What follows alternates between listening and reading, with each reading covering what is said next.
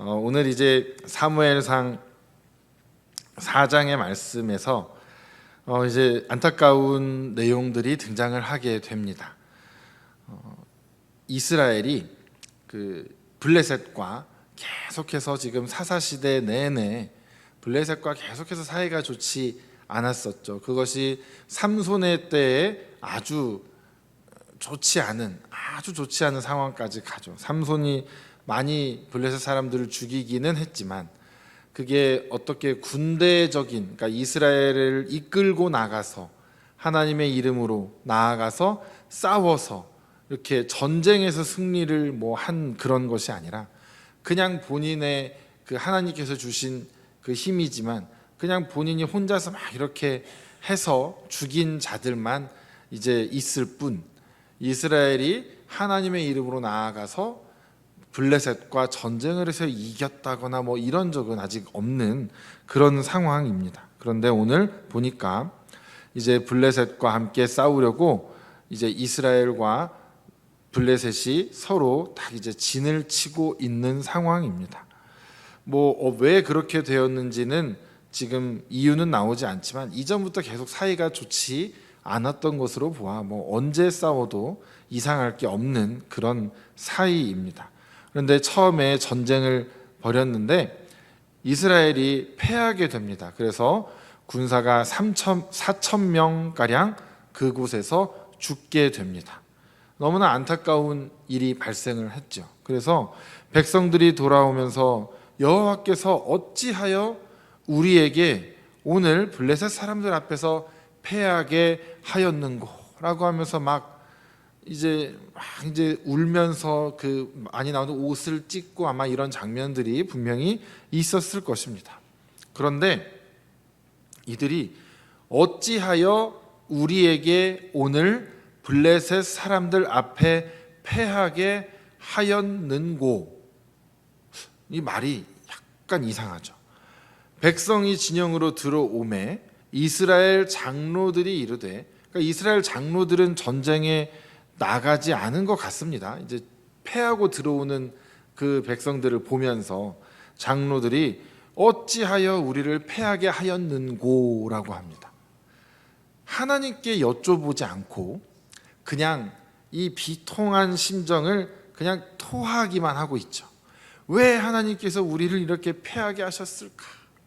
왜 하나님은 우리에게 이런 시련을 주시는가? 라고만 하고 있지, 하나님께 가서 하나님, 여호와여, 왜 우리에게 오늘 이렇게 패배를 안겨주시나이까? 왜 우리에게 무슨 일이 있었기에 왜 오늘 우리가 이런 일을 겪게 하십니까? 라고 물어보았다면 우리 하나님께서는 늘 대답을 해주십니다. 회피하지 않으시고 늘 답을 주십니다. 예를 들어 그들의 그 역사 속에 어떤 일이 있었습니까? 가나안 땅에 들어갔을 때 여리고성에서 큰 승리를 거두고 아이성에서 패배를 하고 나서 막 통곡을 하면서 하나님께 나아가서 막 묻지 않습니까? 그때 아간이라는 자가 탁 이제 드러나게 됩니다. 아간의 범죄가 드러나게 되죠. 그러니까 하나님께 가서 여쭈어 보아야 하는데 그냥 왜 이런 일이 일어났는가 하더니 갑자기 여호와의 언약궤를 가져다가 우리 중에 있게 하자. 여전히 하나님은 전혀 등장을 하지 않습니다. 등장을 하지 않으시죠. 그런데 놀라운 것은 4절에 보니까 이에 백성이 실로의 사람을 보내어서 그룹 사이에 계신 만군의 여호와의 언약궤를 거기서 가져왔다라고 되어 있죠. 그리고 제사장 엘리의 두 아들 홈니와 비느하스도 함께 지금 온 상황입니다. 자, 그럼 질문이 있죠. 하나님께서는 지금 이 언약궤와 함께 하실까요? 함께 하지 않으실까요?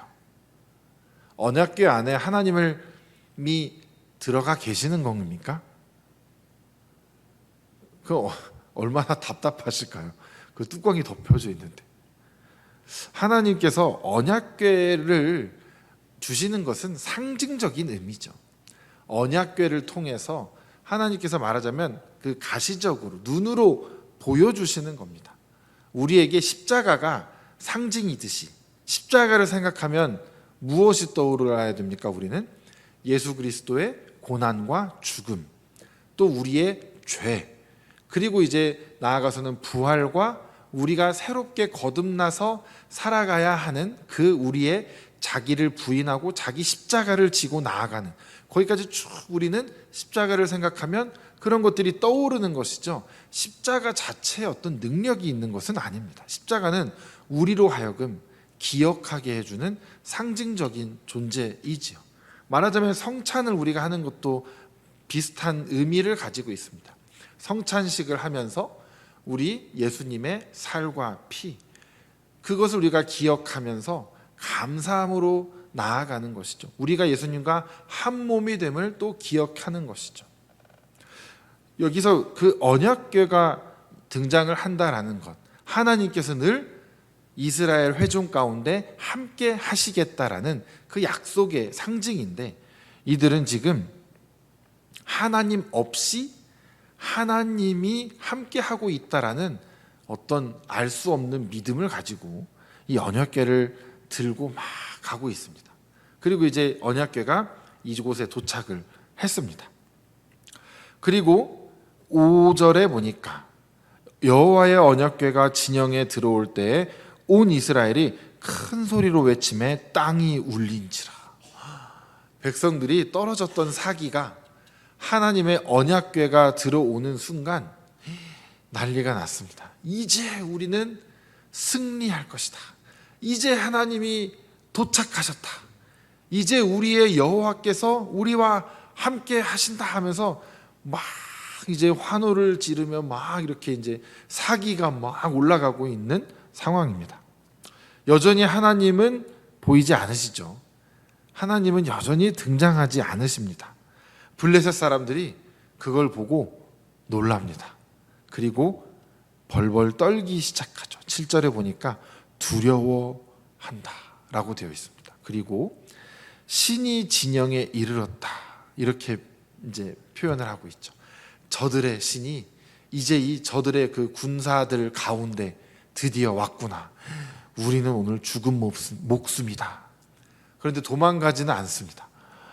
굉장히 용맹한 자들인 것 같죠. 도망가진 않고 어떻게 하냐, 우리 끝까지 싸워서 우리 정말 오늘 죽을 힘을 다해 싸우지 않으면 우리 정말 다 진 싸움이다. 그러니까 우리 오늘 정말 대장부와 같이 되어서 싸워야 한다라고 하면서 오히려 그 죽음 앞에서 그 두려움을 극복하고 나아가는 용맹한 모습으로 블레셋이 오히려 탈바꿈이 되어서 막 이제 싸우게 되죠. 그런데 결과는 이스라엘이 대패를 하게 됩니다. 아까 4,000명이 죽었다고 되어 있는데 이번에는 죽은 자가 3만 명이 되었습니다. 엄청난 숫자가 죽게 되죠. 거의 7배 이상이 죽게 됩니다. 그리고 나서 더 충격적인 건 그 두 제사장 엘리의 아들 홈니와 비느하스가 죽게 되고 하나님의 궤가, 법궤가 그들에게 빼앗기게 됩니다. 이 이스라엘에게 있어서 이것은 너무나 충격적인 일이 아닐 수가 없습니다. 왜냐하면 그들에게 있어서 이 하나님의 언약궤, 여호와의 언약궤, 법궤라는 것은 하나님이 우리와 함께 하신다라는 걸 상징할 뿐만 아니라 하나님의 능력을 상징했고, 하나님께서 우리를 구원해 주셨던, 이들이 가장 그 많이 이야기하고 그들의 구원에서 빼놓지 않고 늘 이야기하는 바로 그 출애굽부터 광야의 모든 이야기, 거기에 하나님의 언약궤가 없이는 그 이야기가 다 성립이 될 수가 없죠.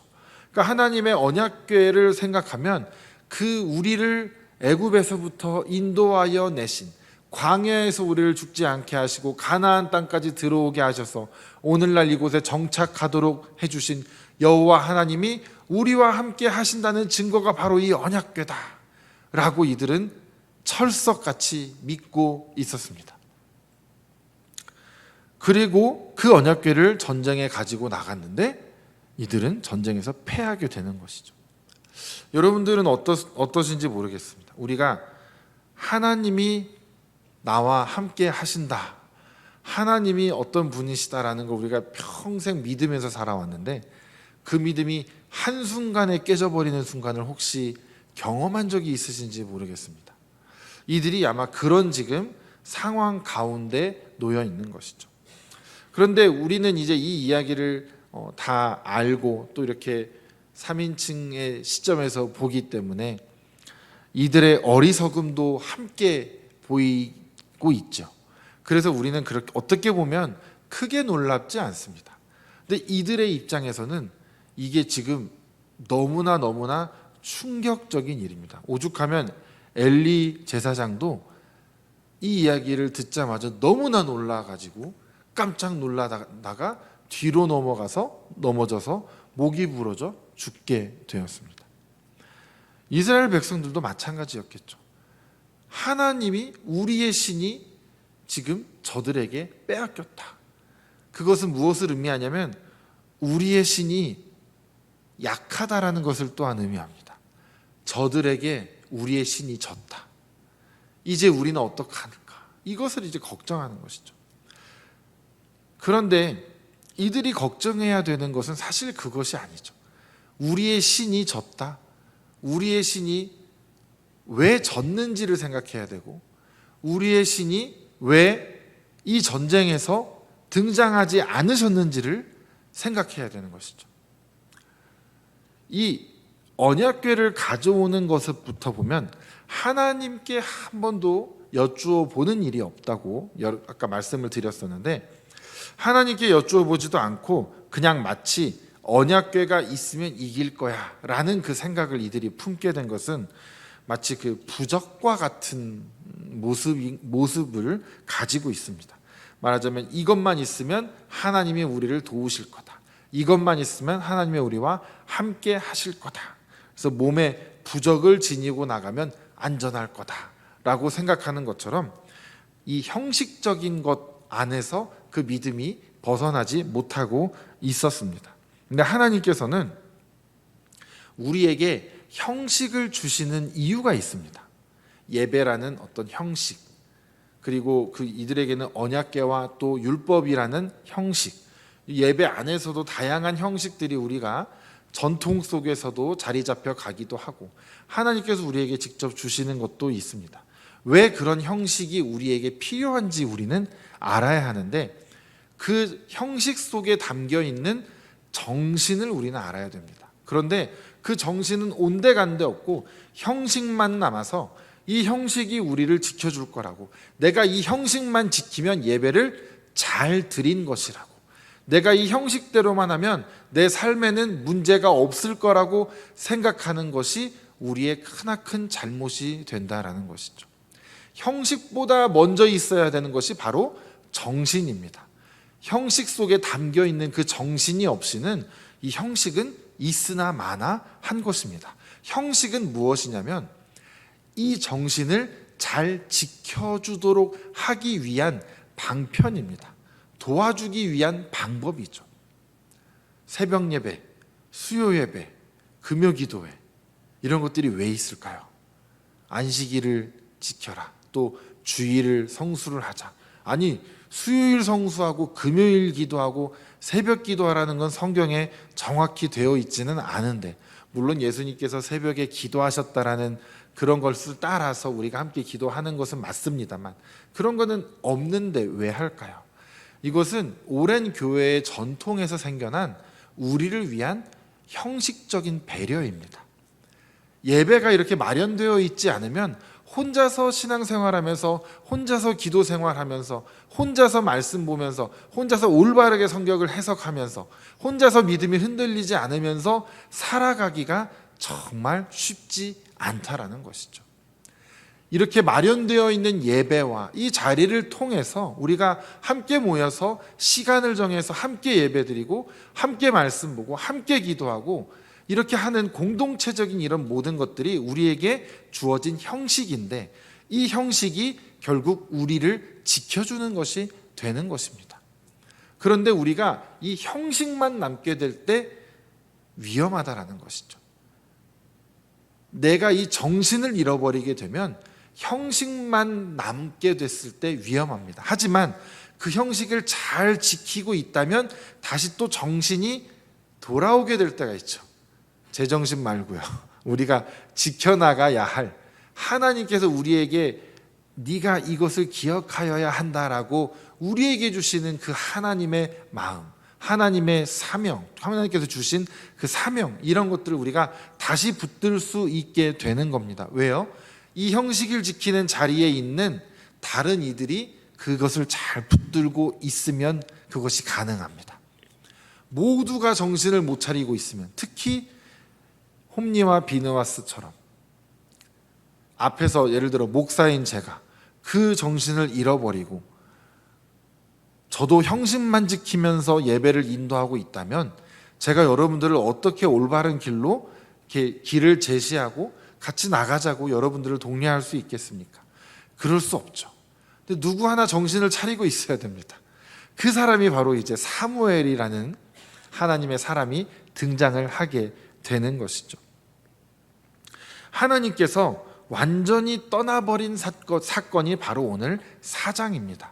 그래서 그 비느하스의 이제 아내 엘리 제사장의 며느리의 이야기가 마지막에 나오죠. 그 여인이 아들을 낳자마자 아들을 이렇게 막 안아보지도 않고 이렇게 아들을 막 쳐다보고 이런 것도 없이 그냥 지금 완전 거의 그 죽어가는 그런 모습이죠.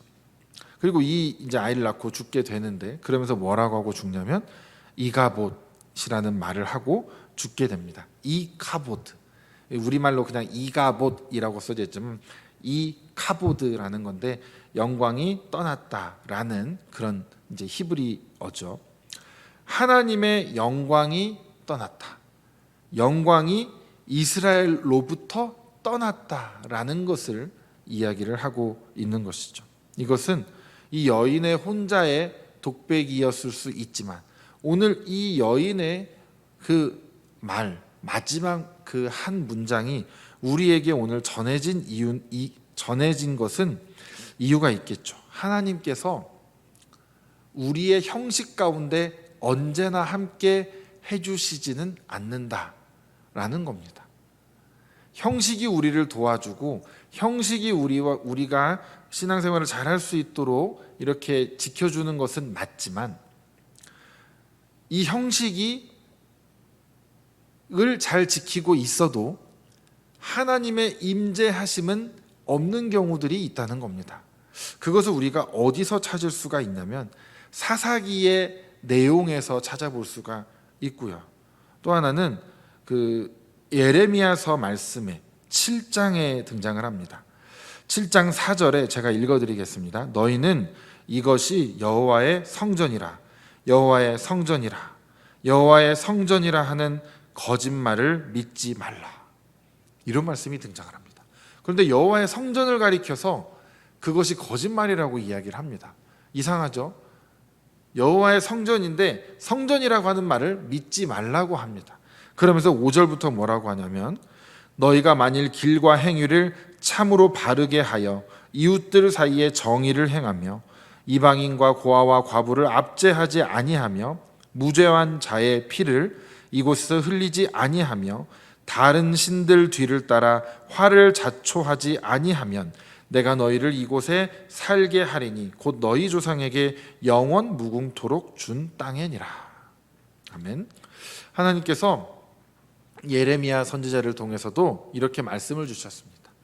하나님의 성전이니까 하나님의 성전이라고 우리가 거룩한 곳이고 그곳에서 예배하면 다 될 것처럼 생각하고 있는데 정작 성전 밖에서 우리의 삶은 전혀 하나님의 말씀과 무관한 삶을 살고 있을 때 우리가 와서 형식적으로만 껍데기만 와서 여기서 예배드린다고 한들 하나님의 임재하심을 우리가 경험할 수 없다는 것입니다.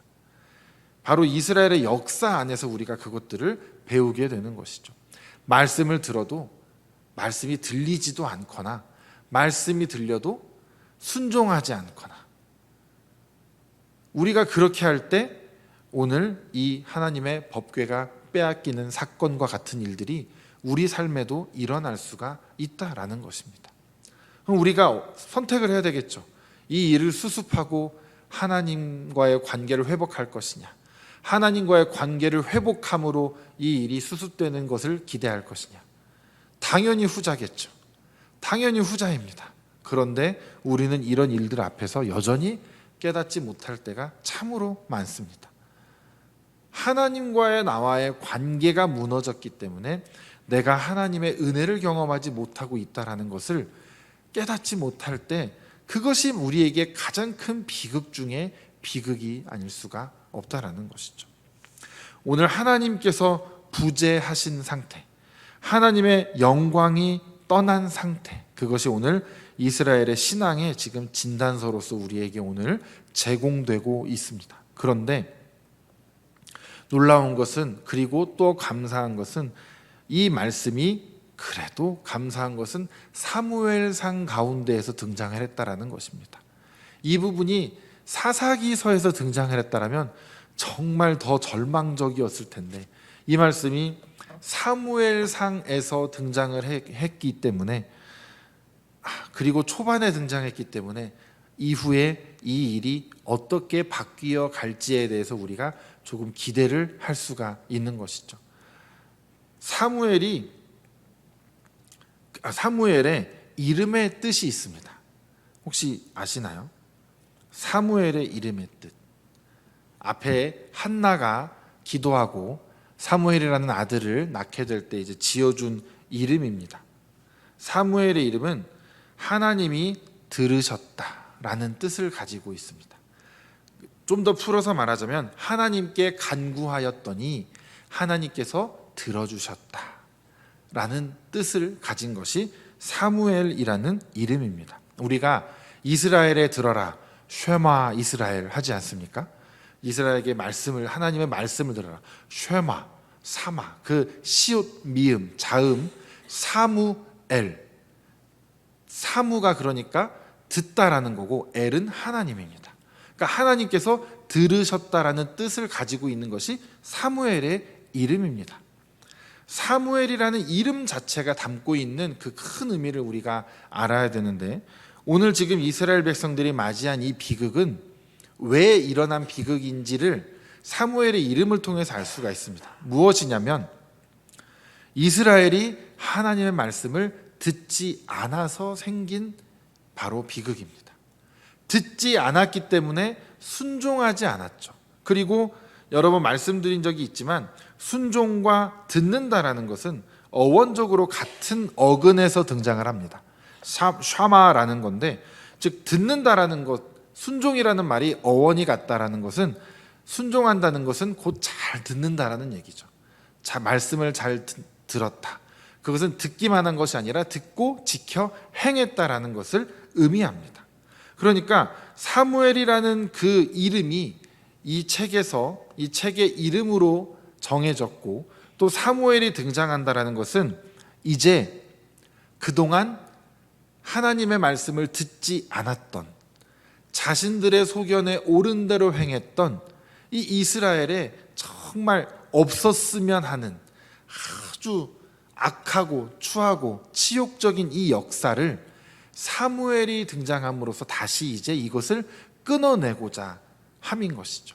그래서 사무엘은 정말 철저하게 하나님께서 준비시키셨고, 어릴 때부터 철저하게 하나님의 말씀을 듣는 삶을 살도록 사무엘을 준비시키셨습니다. 그래서 사무엘에서 나중에 사울 왕이 처음에 세워졌지만 사울 왕도 결국은 실패를 하게 되는데, 거기에서 나오는 중요한 우리가 기억하고 있는 말씀이 바로 순종이 제사보다 낫다라는 것이죠. 그 순종이 듣는다라는 의미이니까 결국 하나님의 말씀을 듣는 것이 형식적인 예배를 잘 드리는 것보다 말씀을 지켜 행하면서 살아가는 게 우선이 되어야 한다 이겁니다. 예배만 잘 드리면 우리는 다 될 거라고 생각해서도 안 되고, 예배를 드리는 것으로 내 삶이 당연히 평탄할 거라고 생각해서는 절대 안 된다라고 생각하는 부분이 바로 여기서 우리가 그것을 배울 수 있는 것이죠. 예배를 통해서 들은 말씀, 알게 된 말씀들을 우리가 그대로 지켜서 살아갈 때에 하나님의 은혜와 하나님의 임재하심이 나와 함께 하시는 것이지, 내가 그냥 교회에 왔다 간다고 하나님께서 나와 함께 하시는 삶이 저절로 이루어질 거다라고 우리가 쉽게 생각해서는 안 된다라는 것이죠. 그렇기 때문에 오늘 이 말씀이 우리에게 되게 가슴 아픈, 너무나 가슴 아픈 말씀이기도 하지만 또 다시 우리의 삶에 희망을 주고 다시 도전을 주는 그런 말씀이 되는 것입니다. 우리는 이 후자를 택해야 되겠죠. 그래, 내가 하나님의 말씀을 정말 청종해야겠구나. 하나님의 말씀을 듣고 계속해서 묵상해야겠구나. 하나님의 말씀을 듣는 것에서 멈추는 것이 아니라 내가 지켜 행하는 자가 되어야겠구나.